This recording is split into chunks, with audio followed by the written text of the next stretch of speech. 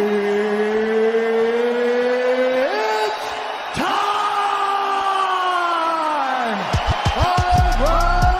the undisputed UFC.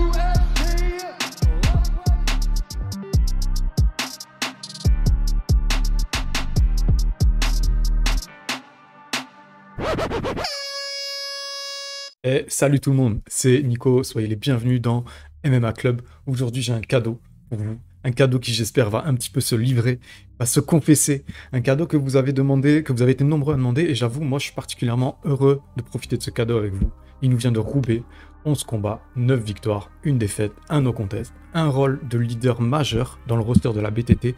Son combat à arrêt suite vient malheureusement de tomber à l'eau, mais je tenais quand même à le recevoir, et on va en parler. J'ai le plaisir de recevoir monsieur Moustapha Aïda, la tornade roubaisienne, le prodige du 59. Comment ça va? Salut Nico, comment tu vas? Moi ça va, c'est à toi qu'il faut demander. Ouais, moi je vais bien. Déjà, merci pour l'invitation. C'est cool, je suis trop content de te recevoir, vraiment, c'est cool. Ah, là aussi, ça fait plaisir. Ah, c'est bien, tu sais que je suis né à Dunkerque, c'est pas loin. Ouais, ben, je t'ai dit, ouais, j'allais dire. Mais ça y est, t'es plus sur Dunkerque là. Moi j'habite dans le sud de la France, vers Fréjus. Ah Et, ouais, ouais. voilà. C'est parti, j'avais 3 ans. Ah ouais. Donc voilà. Et toi, t'as pas bougé, t'es à Roubaix? Non, Roubaix, ouais. Ouais. J'ai pas bougé. Ouais. Donc toi, t'as 28 ans, t'es à Roubaix, t'es fait à Roubaix. J'aimerais bien que tu me parles un petit peu de ta vie, que tu me retraces les grandes lignes de ton parcours, tu vois, famille, études, travail, tes passions et tout. Tu me fais un bel enrobage. Vas-y, je te dis tout. De où ça a commencé jusqu'à maintenant. Bah déjà, moi, faut savoir que je suis né en Algérie. Yes. Je suis resté jusqu'à l'âge de 3 ans. Mhm. Ensuite, avec ma famille, on est venu en France, etc. Parce que pour l'avenir, c'est mieux de se construire un avenir ici. Okay. Et à l'âge de 3 ans, je suis arrivé en France. Je suis arrivé à Roubaix directement. Depuis, j'ai pas quitté la ville. Après, il faut savoir que j'ai quitté l'Algérie pour revenir en Algérie parce que Roubaix, il y a pas beaucoup de choses qui changent. D'accord. La même chose. Et ensuite, de base, j'étais pas du tout dans les sports de combat. Pas du tout. Je faisais un peu de foot. J'aimais bien les sports, tous les sports. Que ce soit sport de combat ou sport en équipe, j'aimais vraiment tous les sports. Mais c'était juste histoire de me défouler, de transpirer, de dépenser un peu. Ensuite, à l'âge de 14 ans, j'ai mis les pieds pour la première fois dans une salle de MMA. Ok. Avec mon frère qui m'a pris. En fait, j'ai suivi, il m'a dit tu veux aller faire un petit essai dans une salle de boxe. Je dis ouais, il n'y a pas de souci. On est arrivé dans une salle de MMA. Je ne savais même pas encore c'était quoi le MMA à cet âge-là. Et j'ai tout de suite kiffé. J'ai kiffé la partie physique. C'était un peu une salle de MMA à l'ancienne. Ouais. Donc c'était vraiment physique, beaucoup de pompes, beaucoup d'abdos, beaucoup de physique, fallait courir et tout. Et j'ai kiffé direct. Et par la suite, le sport, le MMA, j'ai accroché. D'accord. Et quand tu étais petit, tu étais quel genre d'enfant? Quel genre d'enfance tu as eu? J'étais un enfant qui était j'étais pas très bon à l'école. En fait, l'école, c'est quelque chose que j'aimais pas et on me proposait pas ce que je voulais. Moi, j'ai toujours kiffé le sport. Et à l'école, je trouvais pas mon bonheur. Ouais. Pas vraiment. J'étais quelqu'un de assez agité. Et souvent à l'école, en fait, je disais à mes parents et tout que je voulais faire quelque chose par rapport au sport. Pas le MMA. Un sport, par exemple, j'aimais bien le foot. J'aurais aimé aller dans un sport études foot ou quoi. Et ça s'est jamais fait. Et c'est tout. Vu que j'aimais pas ce que je faisais, j'étais pas assidu, je ratais beaucoup l'école, etc. Et une fois que j'ai trouvé le MMA, j'ai quand même mis l'école de côté. J'avais 15 ans, 14-15 ans. 14-15 ans, j'allais beaucoup moins à l'école et je misais beaucoup sur le MMA. D'accord. Donc déjà à ce moment-là, il y a eu un déclic sur ce que tu voulais faire pour plus tard. Ouais. Ok. Et toi, donc, tu m'as dit que tu es né en Algérie. Moi, je croyais que tu étais né à Roubaix. Tu peux me dire où est-ce que tu es né? Je suis né en Algérie, à Mascara. Après, comme je t'ai dit, c'est pareil. T'es parti très tôt. Hein? T'es parti très tôt d'Algérie? Ouais, ouais, je suis parti très tôt. Je suis parti à l'âge de 3 ans. Après, j'ai pas beaucoup de souvenirs de l'Algérie. Hum. Euh, euh, J'y vais, ben, là, ça reste mon pays. J'y vais tous les ans en Algérie. Mais de quand je suis né à mes 3 ans, j'ai pas beaucoup de souvenirs. Donc, je saurais pas te dire comment ça se passait là-bas. D'accord. Et aujourd'hui, présente-moi un petit peu ta ville là-bas. Tu m'as dit, c'est comment la ville? C'était comment? C'est la ville Mascara. Ok, Mascara. Quand tu y vas, parle-moi un petit peu de comment c'est, comment tu le ferais découvrir à un aveugle, tu vois? Ton pays, tout ça. Ben, franchement, ma ville, ben, c'est une ville qui est pas très développée. C'est un peu c'est un genre de village. Ils ont pas beaucoup de moyens, mais pas mal de personnes venant de là-bas qui ont progressé dans les sports de combat, dans toutes sortes de domaines. C'est une ville qui a pas assez de moyens, mais qui en veut. Les gens de là-bas, ils en veulent, ils sont quand même assez motivés. Et franchement, c'est une très belle ville. D'accord. C'est une ville avant tout, en fait. C'est le fondateur de l'Algérie, il est né là-bas. Il y a beaucoup de grandes personnes qui ont marqué l'Algérie qui viennent de là-bas. Et donc, beaucoup de gens avec les gros mental viennent de là-bas. C'est une ville avec un ADN de caractère de gens qui ont envie d'aller de l'avant, quoi. Exactement, c'est ça. D'accord, ok. C'est cool, c'est cool. Est-ce qu'à côté de ça, tu voyages beaucoup, à part pour le MMA, tu vois? Je voyage pas beaucoup, mais là récemment, je suis parti me faire des petites vacances en Égypte. Yes. Juste avant, j'étais parti justement dans ma ville en Algérie, etc. Je reviens là de Bulgarie. Cette Yes. année, on va dire, j'ai été dans trois pays. Je compte encore voyager là en fin d'année, mais je voyage pas beaucoup en vrai. Ça dépend. Il y a des fois où pendant un an, je vais voyager énormément et des fois où pendant un an, je vais rien faire. Je vais rester à Roubaix. D'accord, d'accord. Ok, bah merci. On va parler un petit peu de MMA maintenant, c'était ok. Ouais. Allez, c'est parti. Alors, donc tu as 9 victoires, une seule défaite en début de carrière, et cette défaite, tu as réussi à la venger plus de 3 ans après. Est-ce que d'une certaine façon, ça te hantait un petit peu? Ah, grave, totalement. Je dormais vraiment mal. Et je dis pas ça pour rigoler, hein. Après cette défaite, elle m'a beaucoup aidé, mais elle m'a fait beaucoup de mal aussi. C'était quelque chose que je voulais plus reproduire. Surtout quand tu sais que l'adversaire était prenable, que techniquement tu pouvais le faire, que tu avais l'envie, que tu avais même peut-être plus envie que ton adversaire, que après les 3 rounds, tu étais prêt à repartir et rien lâcher, et que ton adversaire, au bout des 3 rounds, c'était limite. C'est quelque chose qui te hante pas mal. Moi, ça m'a fait beaucoup de mal. Ça m'a fait beaucoup de bien dans le sens où je suis parti de l'avant, j'ai essayé de travailler mes défauts, etc. Mais j'y pensais toujours. Ok, ok. Et quand tu as validé cette revanche, tu as une sorte de libération ou finalement, c'était juste un combat comme un autre? Ça m'a fait du bien les premiers jours après mon combat. Et ensuite, franchement, j'y porte pas beaucoup d'importance à cette victoire parce que je me dis que c'était pas mon but en fait. Même venger ou pas venger la défaite, je compte pas rester ici. J'essaie de viser le plus haut.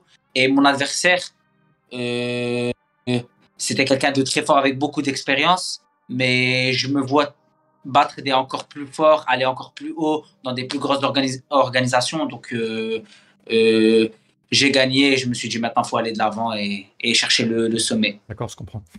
Excuse-moi, je baisse un peu le son. Tu viens de valider, donc du coup, après cette défaite, tu as validé un run de 7 victoires.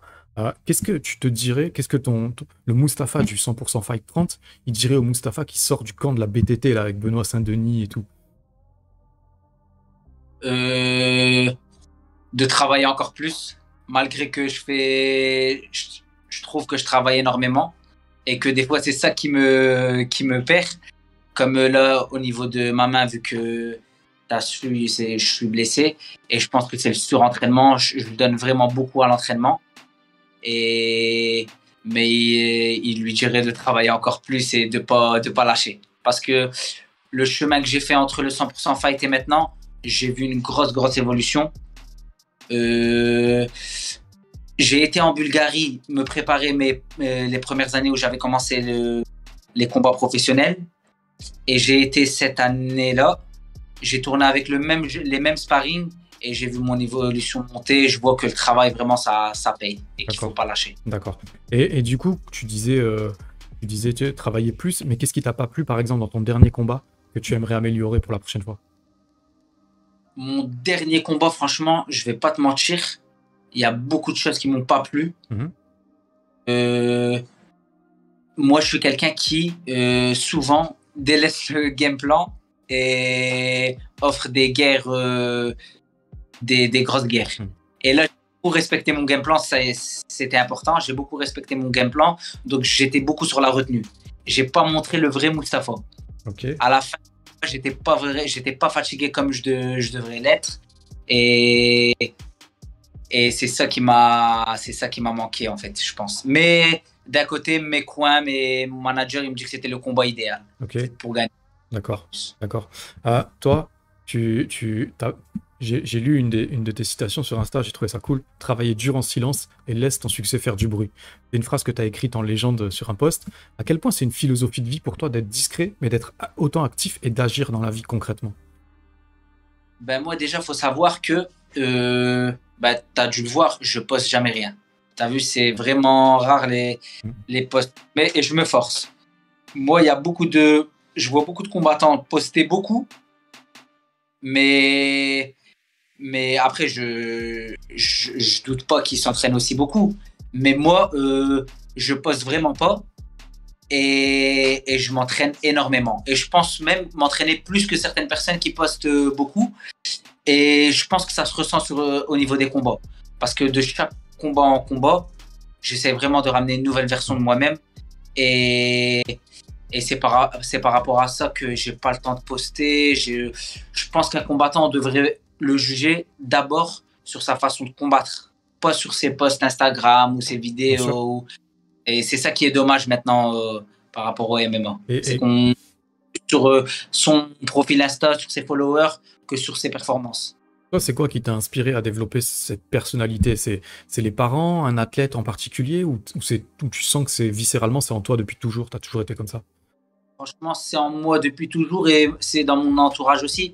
Que ce soit les parents, mon entourage, les personnes que je fréquente. Comme chez moi, ils me disent toujours sois discret, travaille et les choses viendront tout seul, t'as vu? Pas besoin de dire je vais faire ça, je vais faire ça, je vais faire ça et au final ne rien faire. Ne parle pas, fais et les gens. Il y a une phrase qu'un ami m'avait dit et il m'avait dit le mieux c'est de pas parler de toi, mais de parler de toi. Et moi je trouve que ça c'est une bonne phrase parce que t'en vois beaucoup dire ouais moi j'ai fait ça, j'ai été combattre là, ouais j'ai été ça. Ils se vendent tout seuls. Mais je pense que c'est préférable que les gens ils disent de eux-mêmes ouais regarde un tel Moustapha il a fait ça, ouais il a fait ça, il a fait ça. Pas me vendre moi-même, tu vois, que les gens parlent de moi et pas moi parler de moi-même. Je comprends. Et je valide. Alors, tu vas me dire si je me trompe, mais tu as commencé ta carrière en 70 kg, en lightweight, ensuite tu es en featherweight à 66, puis il y a eu tu t'es testé en catchweight, 63 kg, et aujourd'hui tu combats en 61. Pourquoi tu as fait tous ces changements, et dans quelle catégorie tu penses faire le reste de ta carrière? Déjà pour commencer, ouais, j'ai commencé en 70 kg. Il faut savoir que j'avais été appelé une semaine avant mon combat. J'avais 18 ans, je pesais pas loin des 75 kilos. D'accord.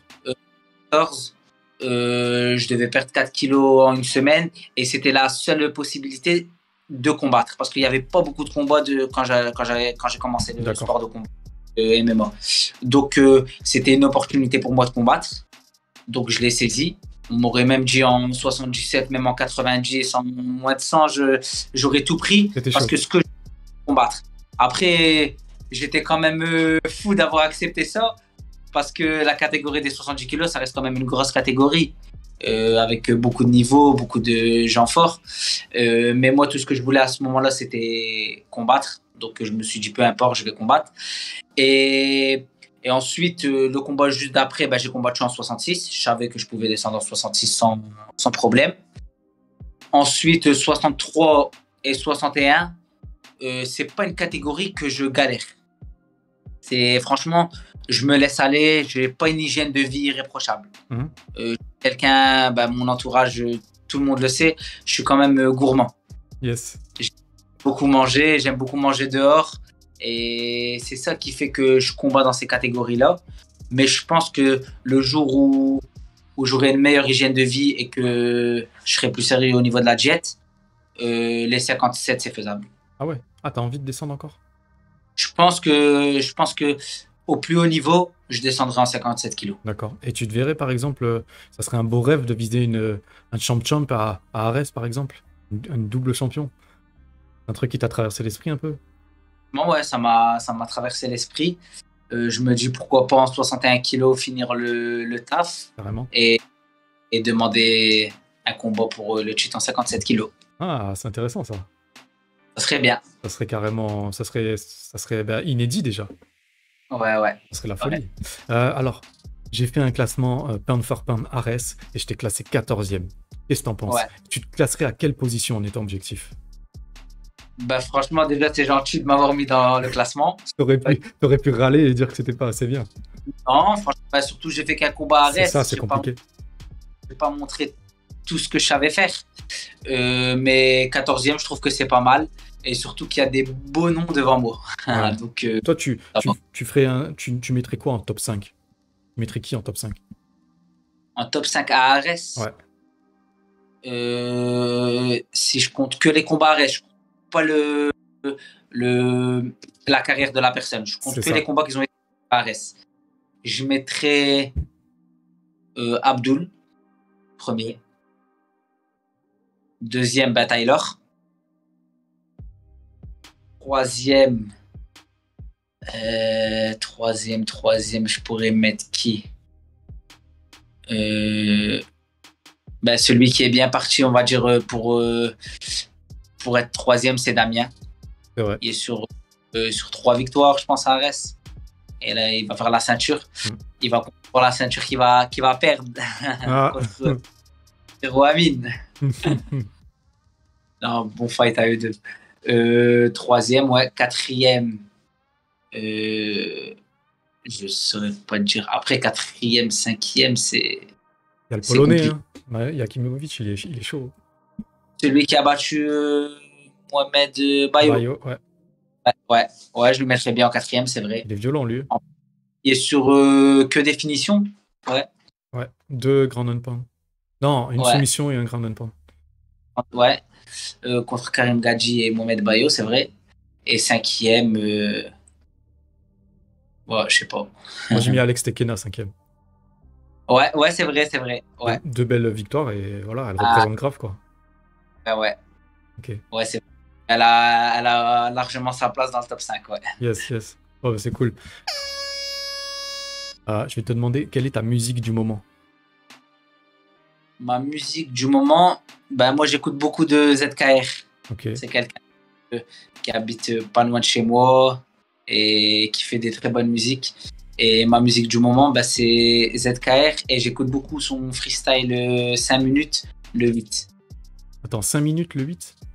Ouais. Ça Je s'appelle... t'invite à l'écouter. C'est Ouais, pour ça. c'est freestyle le 8. En Ça- fait, il en fait plusieurs pour 8. Ah, freestyle numéro 5. Attends, putain, Ouais. qu'est-ce que je dis? Freestyle 5 minutes, le 8. D'accord. Eh ben, tu vois, regarde, je suis en train de marquer. Chaque fois, je note, tu sais, et je vais valider et tout. Et c'était Baisangour, j'avais regardé Kengan Ashura, le manga là qui m'avait conseillé.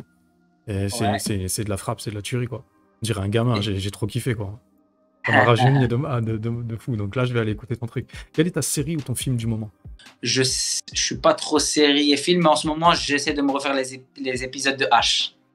J'essaie de rigoler un peu. Ah oui, H, la série avec Jamel et Eric Ouais, Hamilton. ouais. J'essaie de... Terrible, ça. Old school à mort. Ouais.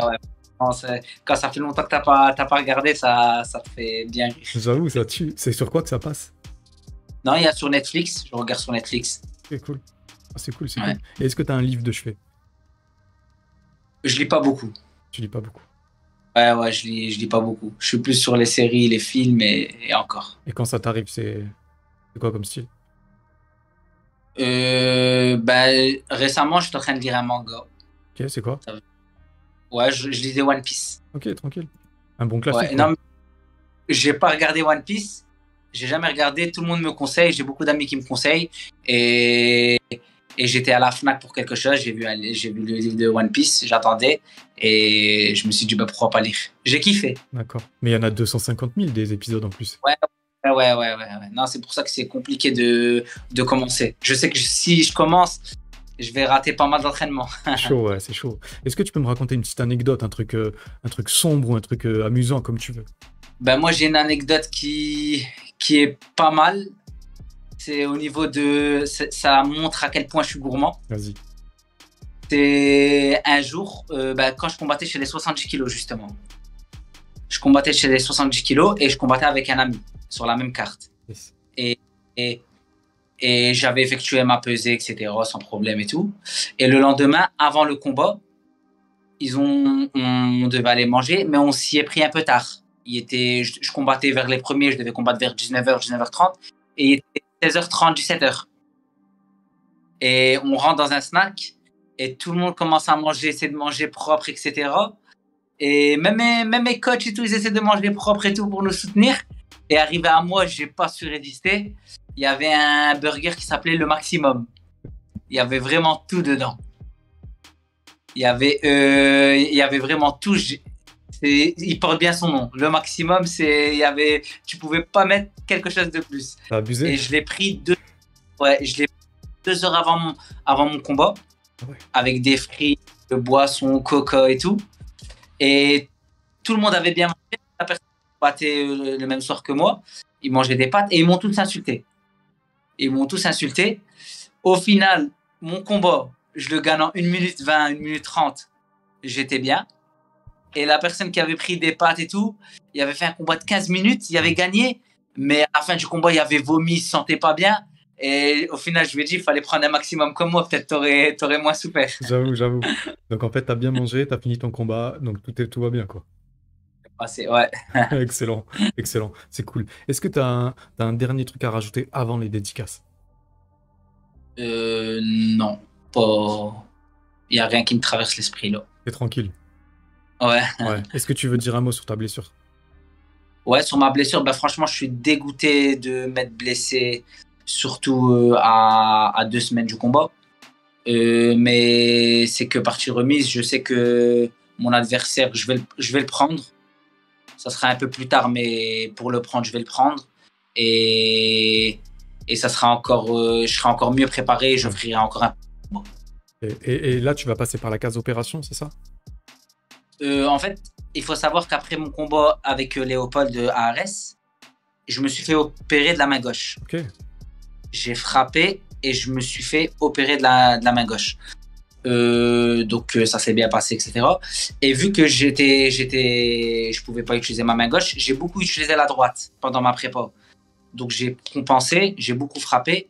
Et arrivé en Bulgarie, j'ai mis un coup qui était assez fort. Et j'ai senti direct la même douleur que sur la gauche. Je suis parti à l'hôpital. Ils m'ont dit qu'il y avait beaucoup d'œdème, que c'était encore un peu gonflé de l'intérieur, etc. Donc ils ne pouvaient pas bien voir. Mais qu'effectivement, il y avait le tendon qui sortait. Mais que l'opération, elle peut être évitée.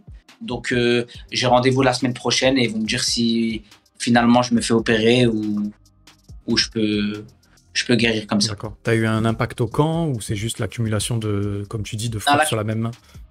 C'est l'accumulation, mais au camp, je l'ai vraiment senti. J'ai mis vraiment un coup qui était assez fort et j'ai senti directement que j'arrivais plus à utiliser ma main. Pendant tout le reste du camp, j'arrivais plus à frapper de la main droite et jusqu'à maintenant, je peux plus frapper. D'accord. Donc là, en gros, ce que tu me dis, c'est que la semaine prochaine, tu as rendez-vous pour faire le point et ils vont te dire combien de temps ça va prendre pour guérir, mais surtout si tu passes par la case opération ou pas, c'est ça? Ouais. Moi, j'espère ne pas passer par la case opération. Après, si ça me permet de remonter dans la cage plus rapidement, je me ferai opérer, c'est tout. On D'accord. n'a pas le choix. D'accord. Donc là, on a à peu près tout dit sur la blessure ou tu as encore autre chose, je pense, à rajouter? Non, c'est bon, c'est dit. T'as vu, je t'ai pas trop embêté avec ça parce que je pense que c'est pas très marrant à vivre, à Non. raconter. On n'a pas trop envie d'en parler en général. Franchement, j'étais dégoûté. T'as vu, même par rapport à mon adversaire, je m'en veux un peu parce que je sais qu'il est parti se préparer pour moi, pour notre combat, etc. Je sais que bah, c'est une préparation qui a dû lui coûter de l'argent.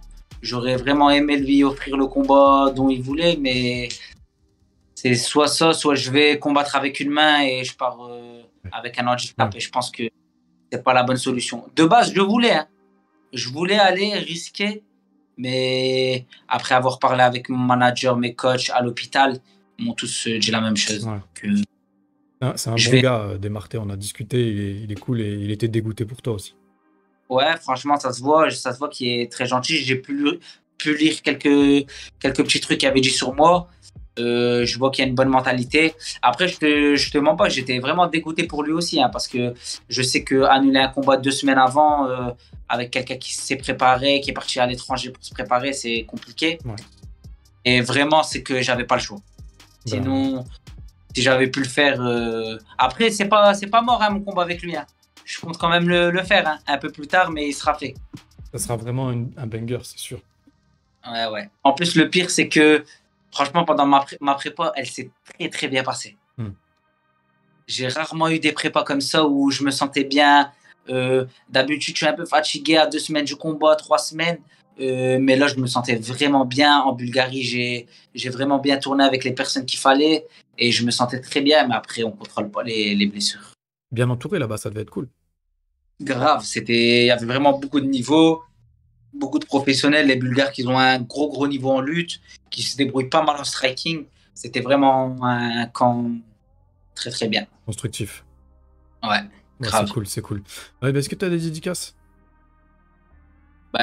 Grâce à mon club, AFC, à ma famille, à mon petit frère Foued, et c'est tout. D'accord, c'est cool. Je remercie tous ceux qui me suivent et vous inquiétez pas, on va revenir plus fort et on va faire le boulot. Ah, c'est cool. Eh ben, dédicace à tout ce bon monde. Dédicace à mon 59 qui me manque de temps en temps à Dunkerque, Capelle, Malo, la Cité des Glacis, Brédune. Voilà, même Bruges et Ostende, c'est cool. Dédicace à ta team, la AFC, Team Talbi. Dédicace à mon Ruskov Domingos, la BTT, JB Guillaume, Ares. Dédicace à Demarté Peña. Même si tu fais la gueule, on te dédicace fort. Dédicace à toi, Mustapha. Merci beaucoup. Merci infiniment d'avoir pris le temps de venir dans MMA Club. C'est cool. Je te souhaite santé, bonheur et réussite. Je crois que ton téléphone, il s'est mis en off parce que je t'entends plus. Ah, tu m'entends plus là? C'est bon. Ouais. C'est Ouais. bon. Merci pour l'invitation, ça m'a fait plaisir. C'est cool. Et on se reverra à un combat. Yes, c'est cool. Je te souhaite une bonne récup. Et pour les auditeurs, je vous fais des gros bisous.